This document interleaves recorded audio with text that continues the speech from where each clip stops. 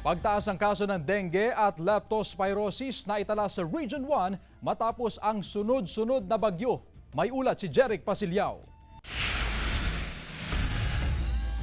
Matapos ang sunod-sunod na pagtama ng mga bagyo sa nakalipas na isang buwan, nakakaranas pa rin ng isolated na pagbaha ang ilang barangay sa Calasiao, Pangasinan, tulad sa Barangay Lasip. Kaya ang 61 anyos na si Aling Guadalupe, labis ang pag-iingat upang makaiwas sa mga sakit na maaaring makuha sa stagnant water tulad ng dengue at leptospirosis. Mayat maya ang kanyang paglilinis sa bakuran, nangangamba raw kasi siya sa kalusugan ng kanyang pamilya. Kailangan nakabuta ka, kailangan malinis lahat.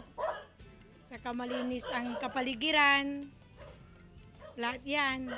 Kailangan iwas sa sakit. Sa tala ng Center for Health Development 1 hanggang October 30, pumalo sa 10,604 cases ang bilang ng dengue, katumbas ng 72% na pagtaas kumpara sa parehong period noong nakaraang taon. Gayon din ang kaso ng leptospirosis na umakyat sa 270 cases, katumbas ng 25% na pagtaas ngayong taon. Ayon sa ahensya, malaking bilang ng kaso ng dengue at leptospirosis ay naitala sa mga nakalipas na buwan kung kailan sunod-sunod ang naging pagtama ng mga bagyo. Hanggang ngayon po na medyo nagkakaroon lang po tayo ng detect ng matataas na kaso po. Paalala ng Health Authority na ugaliin ang paglilinis ng kapaligiran upang makaiwas sa dengue. Gayon din ang pagsusuot ng bota kung hindi maiwasan na paglusong sa baha. Pinapayuhan din ng publiko na agad magpakonsulta sa doktor sakaling makaramdam ng sintomas ng dengue at leptospirosis at iwasan ng self-medication. Kasama si Daryl Peralta, Jeric Pasilyao, 1 North Central Luzon.